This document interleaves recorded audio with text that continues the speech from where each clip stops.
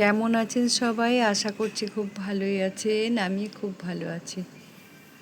নতুন একটি ব্লগে আপনাদের স্বাগত জানাই। সকাল সকালই গ্যাস মুছে এখানে চা বসিয়ে দিয়েছি, আর এদিকে বসিয়েছি হলো ভাত। আর এই দেখো চাটা ছেঁকে নিচ্ছে, অর্ধেক চা ফেলেই দিয়েছে। তো কালকের একটা রুটি ছিল, সেটা দিয়ে চা দিয়ে রুটি দিয়ে খাবো। বাসি রুটি খাওয়া তো ভালো, আপনারা জানেন। তো এই যে বাসি রুটি দিয়ে চা খাচ্ছি। আর আজকে বিস্কুট নিইনি, প্যাটিস বিস্কুট ছিল অল্প, রেখে দিয়েছি। তো এখানে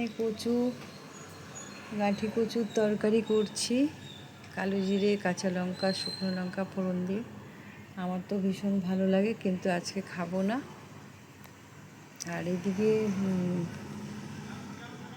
টাওয়ালগুলো সব কেচে নিচ্ছি। দেখো চিমনিটা না খুব নোংরা হয়েছে, কেরোসিন তেল দিয়ে না পুষতে হবে।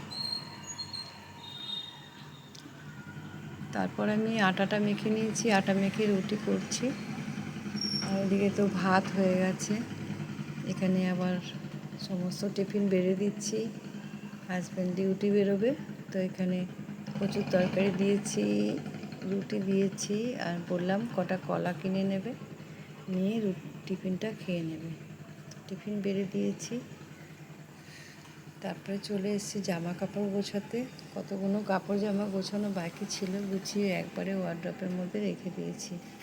রেখে চলে এসেছি ছাদে। দেখো আজকে তো সোমবার, অনেক রকমের ফুল ফুটেছে, নীলকণ্ঠ ফুল, লক্ষ্মী জবা, আর এইদিকে ফুটেছে টাইম ফুল। গাছ ভরে গেছে, দেখো টাইম ফুল। সাদা ফুলটা বেশি ভালো লাগছে না, আর এই যে রানী কালারে কয়েকটা ফুটেছে। আর এই গাছটার মধ্যে কড়ি আছে, কালকে মনে হয় ফুটবে কি জানি না। না, আজকে ফুটেছিল, আমার দেখা হয়নি সকালে, যেহেতু ছাদে আসেনি। তাই দেখো যে গাছগুলো ভীষণ ঝোপঝোপ হয়ে গেছে, এগুলো ছেলেকে বলতে হবে কেটে দে। তো তার মধ্যে আমার পুজো দেওয়া হয়ে গেছে। এই দেখো আমার সমস্ত ঠাকুরকে দর্শন করে নাও। আর আমি শিব ঠাকুরকে জল ঢেলেছি, মালা পরিয়েছি। সবাই বলুন হর হর মহাদেব।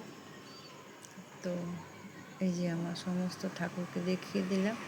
তো আজকের মতন এটুকুই, আবার আসছে আগামীকাল।